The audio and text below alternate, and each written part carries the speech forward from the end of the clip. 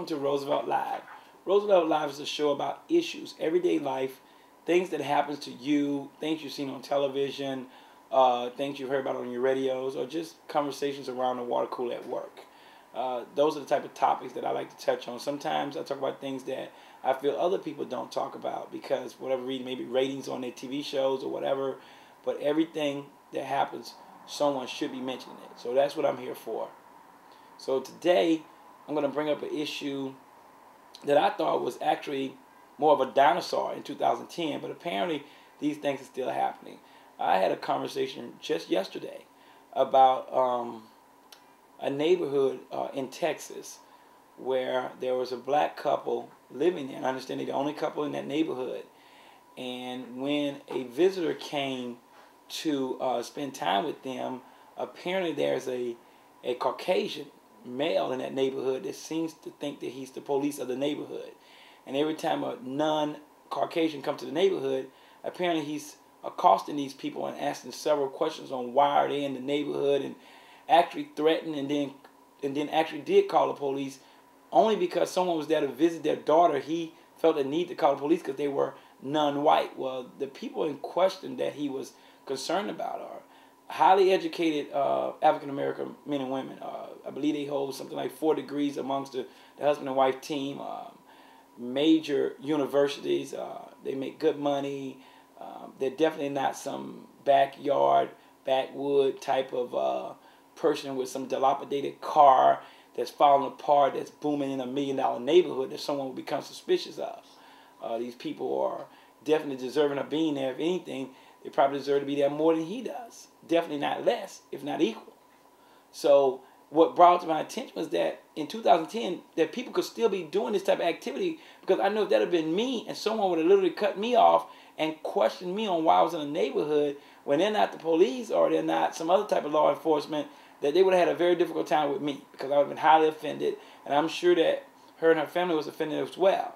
And if I ever happen to be in that neighborhood, I do welcome that person to try to stop and question me, because if he ever tried to question me, I'm pretty confident that my conversation with him would be everlasting, that he would be touched, not physically, but mentally and emotionally by me, that he would never attempt to stop another law-abiding, tax-paying citizen of the United States. Last time I checked, you're allowed to drive down streets, especially in your own neighborhood.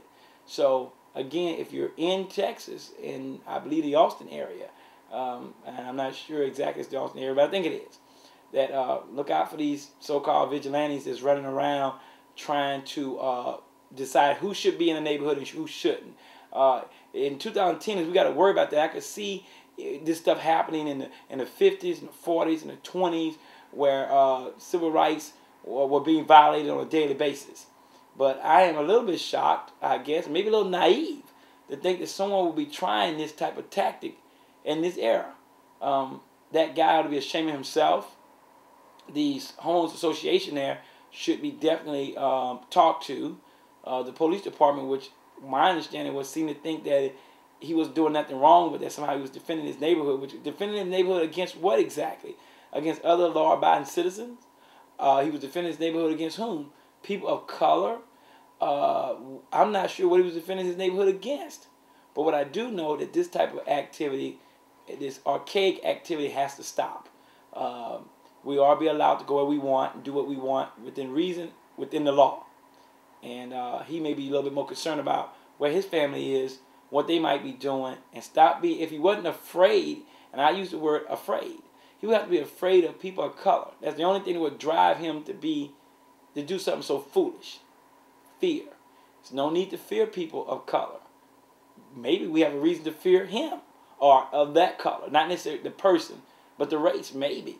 Because after all, a while back, things were not going in our favor. I don't want to get into the years and years of slavery and things of that nature. I don't want to take it back to that level. But the viewers know exactly what I'm talking about.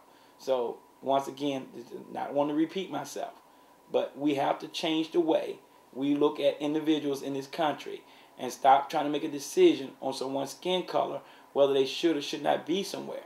Because obviously the president, what would happen if he came down the street Would he be accosted? Would he be cut off on the road? Would he be stopped until the police came because he was of color? Or I guess in this case, the guy penis of the wrong color. So you tell me what you think. I believe that if we don't stop this behavior, that this thing is going to spin out of control, and we're going to have people fighting in the streets eventually.